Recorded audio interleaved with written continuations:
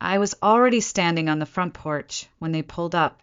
Two cars, Dad's silver SUV and Darren's aging minivan, creaked into the driveway like a caravan arriving to claim its reward.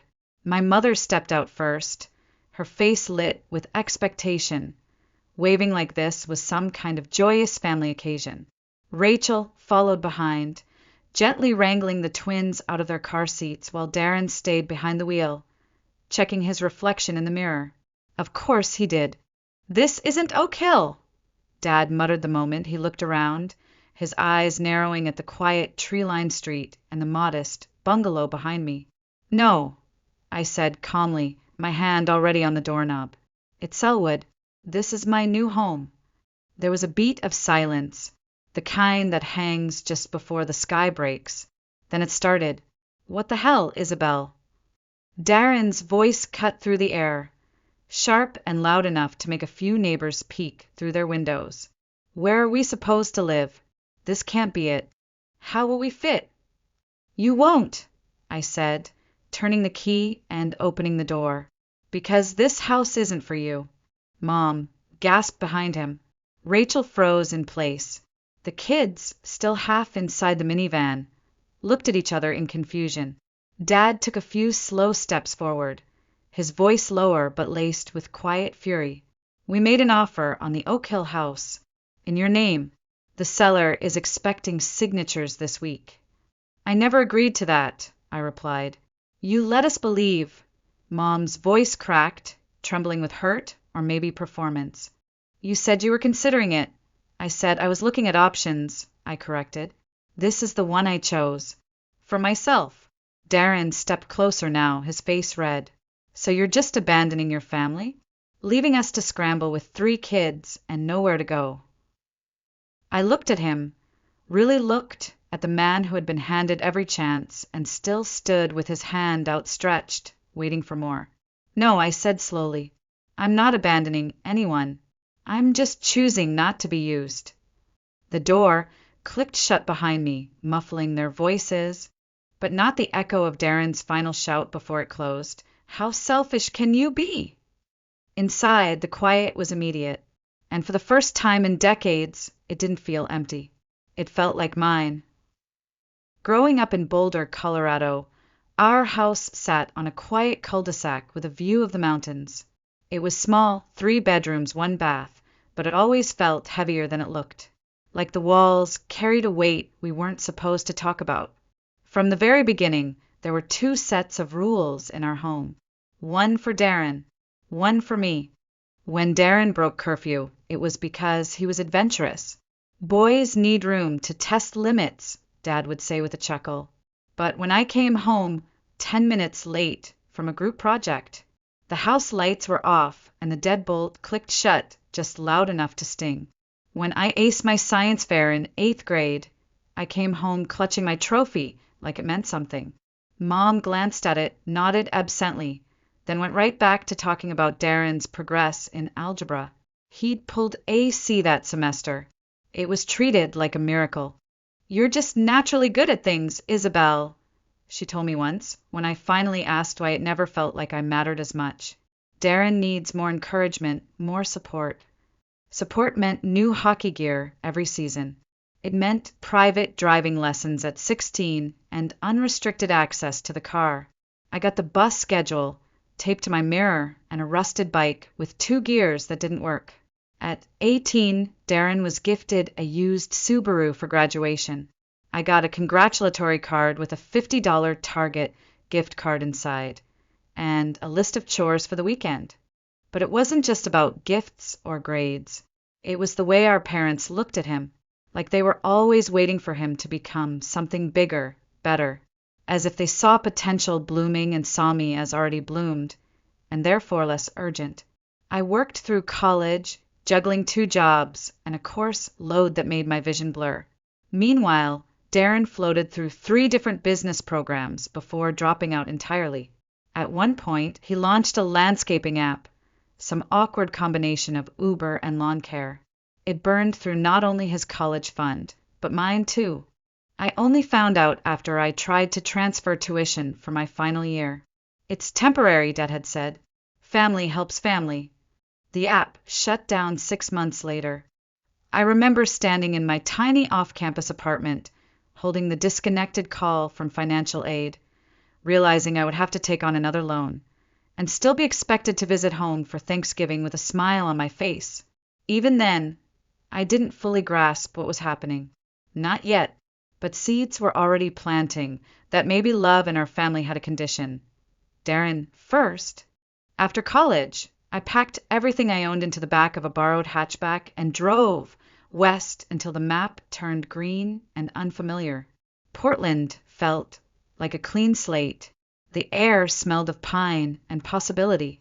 No one knew me as Darren's sister. I was just Isabel, finally. I started small, as most do. Entry-level design assistant at a boutique interiors firm. The kind of job where you fetch coffee, organize tile samples, and bite your tongue when a client calls you sweetheart. But I climbed quietly, steadily. Within 3 years, I was managing mid-tier projects. By 30, I had my own design team and a corner office with views of the Willamette. It didn't come without cost. While my peers bought handbags and weekend getaways, I set up spreadsheets. I skipped brunches, ignored flash sales, declined destination weddings. Every bonus went into savings. Every rental I chose was one I could live in without furniture upgrades. Because I wasn't just saving for a home, I was saving for freedom. Something with walls that were mine, floors I could choose, and windows that let in light instead of expectations. For 7 years, I lived frugally and intentionally. I worked late. I took freelance commissions on weekends. I passed up a dozen apartments I could have afforded because they would have delayed my goal by 6 months, a year, sometimes 2. Still, I never resented the sacrifice, because every time I transferred money into my home fund, it felt like reclaiming something that had been taken from me long ago. The power to choose. Back in Boulder, Darren married Rachel, an online ESL teacher who seemed nice enough but quiet. Within 18 months, they had twins. By the time they were 4, baby number 3 arrived, a daughter they named Lila. Darren jumped jobs like stepping stones that never led anywhere. Tech sales, automotive parts, a short stint in real estate, always a reason it hadn't worked out, always a plan for what would. When the economy dipped last year and layoffs rippled through the country, he was one of the first cut. Again, with no savings, no severance, and 3 kids under 6, he moved his family into our parents' house. Just until things stabilize, Mom said on a call. Things didn't stabilize. The check-ins became weekly guilt trips. Your brother's trying his best, Mom would sigh. But you know how expensive it is for a family of 5. I did. I also knew that it wasn't my job to fix it, especially now when I was finally ready to build something of my own. I had the down payment. I had the pre-approval. I had the design vision. No one could talk me out of this time. What I didn't know was how fast my dream was about to collide with their expectations. I flew home that October weekend with my heart brimming with quiet pride. 33, financially independent, and days away from house hunting in earnest. My plan was simple. Spend the weekend celebrating with my parents, maybe take a walk through our old neighborhood, and finally share the news. Mom insisted on cooking my favorite lemon rosemary chicken and roasted red potatoes. I arrived with a bottle of champagne in hand and an ache in my chest that only comes when you believe, however foolishly, that this time might be different. The front door opened into chaos. Toys littered the floor like landmines. The twins ran screaming through the hallway in circles, while Rachel sat on the couch looking like a ghost of herself, baby Lila clinging to her shoulder. Darren was nowhere in sight. He's just picking up the cake, Mom said brightly, hugging me with one arm while nudging a tricycle out of the doorway. Isn't it wonderful having a full house again? Dad gave me a quick side hug and disappeared almost immediately, grumbling about a work call, though he retired 2 years ago. Dinner was exactly what I'd expected and nothing like I'd hoped. The twins refused to sit still. Lila knocked over a glass of water. Darren showed up 40 minutes late, with a generic grocery store cake and an apology that barely touched the surface. The conversation revolved entirely around the kids, who said what, who colored on the walls, who finally learned to sleep through the night. I kept waiting for my moment, the one where I'd say, I'm buying a home, and they'd cheer or at least smile. But it never came, because just as the cake was being sliced, Mom and Dad exchanged a look. I knew that look. I'd seen it before competitions Darren didn't deserve to enter, before vacations I wasn't invited on, before announcements that changed everything. For me, never for him. Isabel, Mom said, folding her napkin like this was a board meeting. We've been thinking a lot about your house search. Dad nodded, his tone clipped and rehearsed. And we actually found a place. 5 bedrooms, 3 baths, finished basement. In Eastmoor. Still close enough to your office, but with good schools and a big yard. I blinked. 5 bedrooms. We assumed you'd need space, Mom continued, undeterred. Darren and Rachel can take the master. The twins can share. Lila gets her own room. You'd still have a guest room and an office upstairs. I stared at her, unsure if she was joking. She wasn't. Darren joined in, casual as if we'd discussed this 100 times. You've got the down payment and the credit. I can contribute monthly once I land something stable. This way the kids have room to grow. And you, Rachel's voice was soft. You'd have your own area in the finished attic. It's quiet, lots of light. I hadn't spoken a word. My pulse thundered. The champagne in my stomach turned to stone. I've been saving for my own place, I said finally. For me. I'm not looking for roommates. Dad's voice sharpened. This isn't about roommates. This is about family. Darren has 3 children. He needs support. And what do I need? I whispered, but no one answered. The silence that followed was familiar, and louder than anything they'd said all night. I barely slept that night. Back in the guest room, formerly Mom's sewing space, now a storage closet with an air mattress that deflated by 3 a.m. I stared at the ceiling, trying to breathe through the thudding of my own heartbeat. 5 bedrooms, a Victorian monstrosity, $850,000. They hadn't just made a suggestion, they'd made plans. I left before breakfast the next morning, citing a work call that didn't exist. My parents didn't press. Darren barely looked up from his phone. Rachel offered a tight smile from the kitchen while pouring cereal for the kids. It was only once I was back in Portland, curled into the familiar safety of my apartment, that the numbness began to fade and the clarity set in. This wasn't just one outrageous request. It was the culmination of a lifetime of expectations, a pattern that would never stop unless I stopped it. I picked up the phone and called Monica James. Monica had been my colleague's realtor and was known for her bluntness, impeccable taste, and zero tolerance for emotional nonsense. Exactly what I needed. Over coffee, she asked the right questions. 2 bedrooms minimum. Any natural light preferences? Need space for your work. Then, almost casually, she added, This is just for you, right? No children or other dependents. I nodded. Just me. Perfect, she said, scribbling notes. That gives us so many more options. We started touring that same week. Some houses smelled like old wood and heartbreak. Others were too big, too beige, too obviously designed for families with Labrador retrievers and minivans. And then on a quiet street in Selwood Moorland, she unlocked the door to a 1920s craftsman bungalow. 2 bedrooms, 1.5 baths, original hardwood floors, a sunroom with south-facing windows. The kitchen had been updated, but the built-in shelves and vintage charm remained intact. The backyard had a single maple tree and just enough space for morning coffee or a small herb garden. I walked through slowly, touching the door frames, imagining my furniture in each room. When we stepped onto the back patio, Monica looked at me and said, So? I want it, I whispered.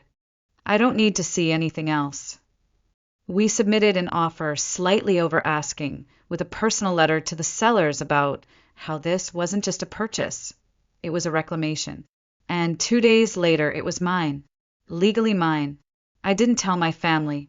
Not yet. Instead, I let the texts from Mom pile up, links to furniture for the boys' room, Darren's suggestions for backyard play equipment, Dad's questions about mortgage structures. I replied only when necessary, always with vague promises. Still weighing options. Need time to think. Let's talk after my deadline passes. The truth sat quietly in my chest, like a secret too sacred to share. I had signed the papers, set the closing date, scheduled the movers, and for the first time in my life, I was making a decision they couldn't undo. Closing happened on a Thursday. By Friday, the keys jingled in my palm like small symbols of rebellion. The house was empty, save for the mattress I had delivered and the suitcase I carried in, but it felt alive, like it had been waiting, just for me. I didn't post about it, didn't tell coworkers, didn't even tell Taylor, my best friend, until the next day when she dropped by with Thai takeout and froze in the doorway. Wait, this is yours. I nodded, suddenly unsure whether to laugh or cry. You bought it, she said, setting the food down. You really did it. Yes, I whispered. I really did. The following Monday, I sent one text. Come by Saturday at 2. I want to show you something. I kept it vague. Let them assume. It wasn't a lie, just not the story they were writing in their heads. At 1:55 p.m., I stood on the front steps of my Selwood bungalow in jeans and a linen blouse, trying to slow my breath. At 2 o'clock sharp, the same two cars from weeks earlier pulled into the driveway. Dad stepped out first, scanning the modest neighborhood with furrowed brows. This doesn't look like Oak Hill. It's not, I said. Mom's eyes darted to the house, then back at me. Where's the realtor? Didn't you say we were finalizing the paperwork today? I did, I said. Just not for the house, you think. Darren's door slammed. Wait, what is this? You said we were seeing the new place. You are, I said. This is it. This is my home. Silence. Heavy, stunned, insulting silence. Rachel's arms tightened around baby Lila. The twins, still buckled in, peered through the car windows. Mom blinked. But this house only has 2 bedrooms. Exactly, I said. Darren's voice climbed instantly. Is this some kind of joke? Where are we supposed to sleep? You're not, I said evenly, because this house isn't for you. It never was. Dad's face turned dark. We made an offer. We started the mortgage process using your name. Without my consent, I replied, which, by the way, is a legal issue. Mom stepped forward. You misled us. You said you were still deciding. I was trying to protect myself, I said, because every time I say no, you turn it into a guilt campaign. This was the only way I could make a decision without being bullied. How could you do this to us? Darren exploded. My kids were expecting a backyard, their own rooms. Then maybe you should buy them a house, I said sharply. With your money, on your credit. His face flushed. That's rich coming from the one who's always had it easy. Easy. My voice cracked, not with weakness, but restraint. I worked for every cent of this, while you burned through college funds, business loans, and grace. Rachel stepped in then, quietly but clearly. Kevin, Isabel's right. He whipped toward her. Don't start. She didn't back down. I looked at them all, their confusion, their rage, their disbelief, and I felt nothing but clarity. I didn't betray this family, I said, voice steady. I just stopped betraying myself. And with that, I turned, walked through the door, and closed it gently behind me. The world outside exploded into shouting, but inside, I had peace. For the next 3 weeks, I heard nothing. No calls, no texts, not even one of Mom's passive-aggressive forwarded articles about family unity or the importance of sacrifice. Just silence, and at first it gutted me. I wasn't sure what hurt more, that they were angry or that they didn't seem surprised, as if they'd always known this day would come and had just been waiting for me to finally fail them in the way they feared most, by choosing myself. Then came the public fallout. Darren took to Facebook. His post wasn't direct, but it didn't have to be. Something about family betrayal, those who turn their backs when they're needed most, people who care more about quartz countertops than kin. Within hours, Aunt Cheryl had chimed in. Some people forget who helped raise them. Uncle Ron shared an old photo of Darren and me as kids with the caption, "Blood should mean something." I didn't respond. Not online. Not in my group texts. Not even when my cousin Megan tagged me in a comment that said, "I'm so disappointed, Isabel." Let them talk. Let them spin the story. Because the truth, the one I now held in my hands like the title deed to this house, was simple. I wasn't the one who left the family. They left me. Every time they chose Darren over fairness, guilt over grace, obligation over love. The house, meanwhile, became more than just shelter. It became sanctuary. Each box I unpacked was a small declaration of freedom. Every shelf I filled was a boundary restored. I painted the sunroom a soft sage green and filled it with plants, books, and sketch pads. I ate dinner on the patio beneath string lights. I slept deeply, more deeply than I had in years. One morning, as I trimmed the ivy crawling along the fence, my neighbor stepped outside. She introduced herself as June Holloway, early 50s, divorced, herbalist, and proud owner of the lush garden next door. "Your place is coming along beautifully," she said, handing me a potted basil without preamble. A house always breathes easier when it belongs to the right person. We started having coffee together on Saturdays, swapping stories, laughing, sitting in quiet. She never asked why I lived alone. She never needed to. Taylor visited a few weekends later, hauling in a monstera plant and a bottle of wine. "I've never seen you this calm," she said as we sat on the patio. "Is that good or boring?" "It's powerful," she said, "and honestly overdue." It wasn't all serenity. I still had moments where I missed them. Not their behavior, but the idea of them. The version of my parents I used to imagine existed. Before the money, before Darren's failures became my debts, before family meant obligation without end. But grief, I was learning, isn't always a sign of regret. Sometimes it's just proof that you're healing. And in the quiet of my new home, I was finally beginning to heal. It started with a text. Unknown number. Just one line. "Hey, it's Rachel. Got a new phone. I just wanted to say, I understand, and I'm sorry." Attached was a photo. The twins and baby Lila, sitting on a picnic blanket in what looked like a modest rental backyard. All three were smiling. No tension in their bodies. No guilt in their eyes. Just kids being kids. I stared at it for a long time. Not because I didn't know what to say, but because something inside me loosened just a little. I typed slowly. "Thanks for reaching out. I miss them too. How are you all doing?" She responded almost instantly. "Managing. Darren found part-time work. We're in a rental now. Small, but ours. My parents helped with the deposit." There was a pause, then another message. "Your parents have been telling people you abandoned them, that you left us all to struggle." I exhaled, not surprised, but still bruised. I'd grown up under Dad's control of the family narrative. Darren's failures were always misunderstandings.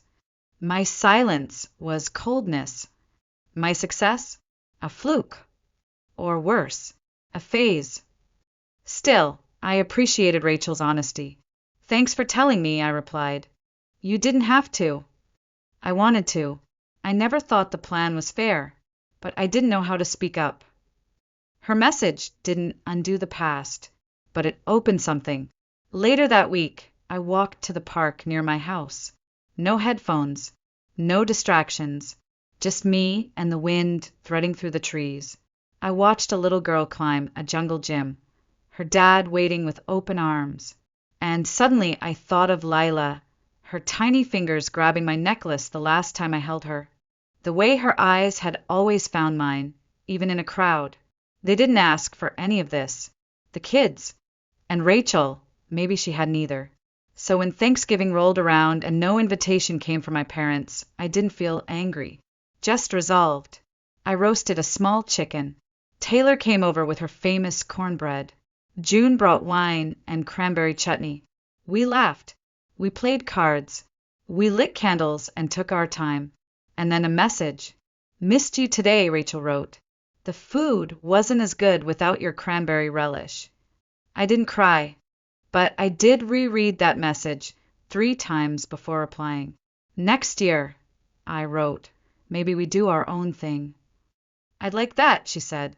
That night, I lay in bed, the windows cracked open to let in the cold, clean air of Portland in late November. The city hummed outside, and somewhere out there, a fragile thread had been tied between 2 women who had both, in different ways, learned to stay quiet for too long. Now, maybe neither of us had to anymore. By spring, the house had truly become mine, not just legally, but spiritually, emotionally, room by room. I shaped it to reflect the woman I had spent years becoming beneath layers of duty and expectation. The sunroom became my studio, light filtering through sheer curtains onto drafting boards and design books. The kitchen held my grandmother's cast iron skillet and a tea kettle that whistled like punctuation to my mornings. And the garden. June and I had expanded it, building raised beds that bloomed with herbs, tomatoes, and a little lemon tree that clung to life like it had something to prove. Rachel and the kids visited in early summer. Darren didn't come. She brought lemon bars and folding chairs. The boys ran circles around the maple tree, and Lila climbed onto my lap with a paintbrush, asking to help with my garden labels. Rachel watched us quietly for a moment, then said, "They still talk about you every week. Aunt Isabel is a big deal." I smiled. They're easy to love. Later, after the kids had passed out in sleeping bags, we sat on the porch with tea. "I started my own business," she said. "Virtual assistant work, mostly for realtors. Flexible, remote. I never would have had the courage before." "What changed?" I asked. "You did," she said. "Watching you set boundaries reminded me I could too." Her words stayed with me long after they drove away. Sometimes when we stand our ground, we think we're building walls. But maybe we're actually clearing paths. For ourselves. For others. Mom came to visit in the fall. Just her. No dad. No Darren. She arrived with a nervous smile and a tin of molasses cookies like nothing had happened. But something had, and we both knew it. She toured the house slowly, touching the woodwork, pausing at the bookshelves I'd built by hand. "This suits you," she said. "All of it." We sat in the garden as golden leaves drifted around us. She looked at me, eyes softer than I remembered. "I was hard on you," she said. "Harder than I meant to be. I thought I was preparing you for life. But maybe I was just repeating what had been done to me." I didn't rush to forgive. I didn't rush to fix. I just let her speak. "I hope you'll come home for Christmas," she added. "I'll think about it," I said. And I meant it, because I had learned something powerful in the past year. Home isn't a place you're given. It's a place you claim.